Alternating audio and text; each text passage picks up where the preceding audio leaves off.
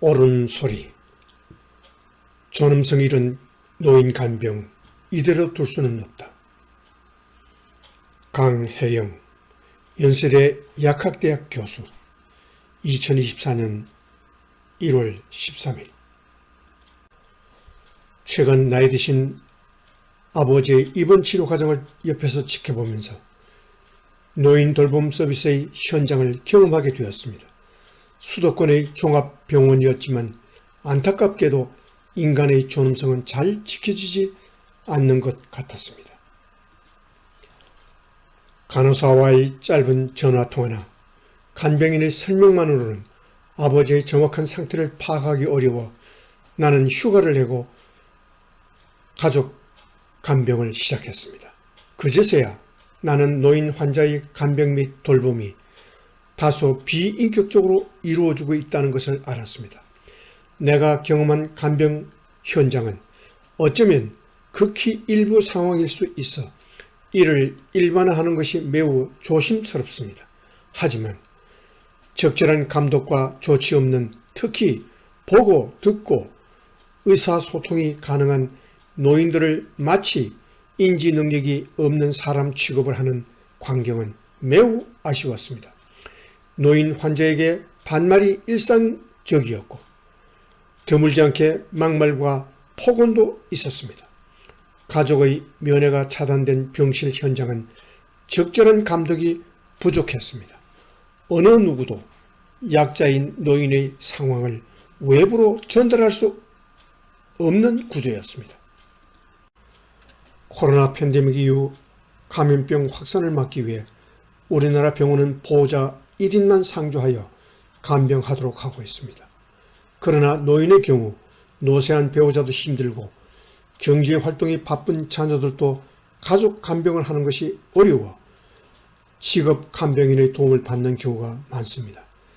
일부 노인은 명확한 의사소통이 어렵고 입원이라는 환경 변화와 가족과의 격리로 비롯된 불안감으로 우울증이 동반되기도 합니다. 그런데 직업 간병인이 환자를 돌볼 경우 가족의 병실 방문이 안 되고 간병인과 가족의 동반 간병도 안 되는 등 너무도 경직된 운영을 하고 있는 것이 현실입니다.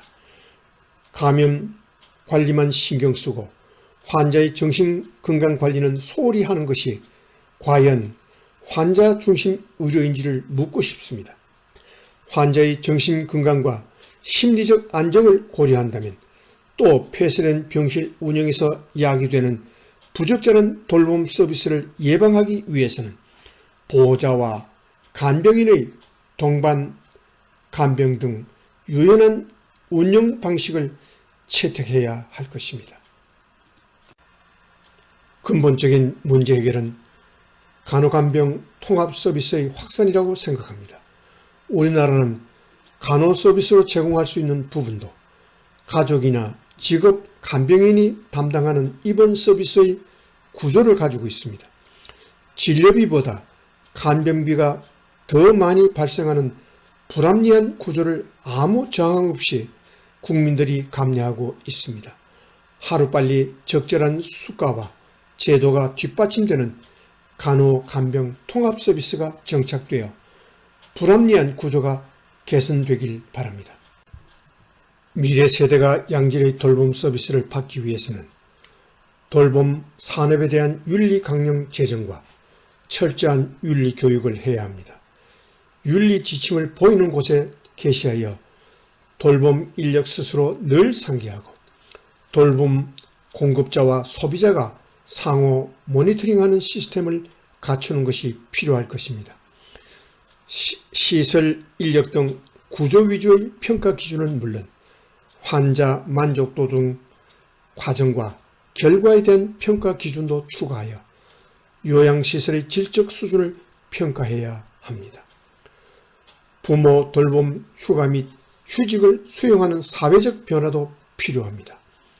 출산 및 육아 휴직에 대해 긍정적인 만큼 노부모 돌봄에 대한 사회적 지지도 커져야 가족이 단단하게 지켜질 수 있습니다. 마지막으로 삶터 중심의 돌봄 서비스를 제안하고 싶습니다. 오늘날 우리나라는 요양원에 입소하여 인생의 마지막을 보내는 것이 일반적인 현상이 되고 있습니다. 그러나 대부분의 사람들은 평생 살던 삶터에서 맞는 죽음을 선호합니다. 최근 일부 유럽 국가에서는 시설 요양에서 삶터 중심의 재가 요양으로 모델을 전환하여 개인이 선호하는 노후와 존엄한 죽음을 맞도록 도와주고 있습니다. 이를 위해서는 현재 하루 3-4시간으로 제한된 재가 돌봄에 대한 장기 요양 보험 급여 지원이 확대되는 제도적 개선이 절실합니다. 가까운 미래에 우리나라는 4명 중 1명이 노인이 됩니다. 더 많은 사람이 돌봄 서비스를 필요로 하게 된다는 뜻입니다. 부디 노인이 되어도 행복하게 살 수 있는 진정한 선진국으로 대한민국이 거듭나길 희망합니다. 출처 조선일보. 이상 2024년 1월 14일 아침에 보내드린 옳은소리. 존엄성 잃은 노인 간병 이대로 둘 수는 없다라는 강혜영 연세대 약학대학 교수의 기고문이었습니다.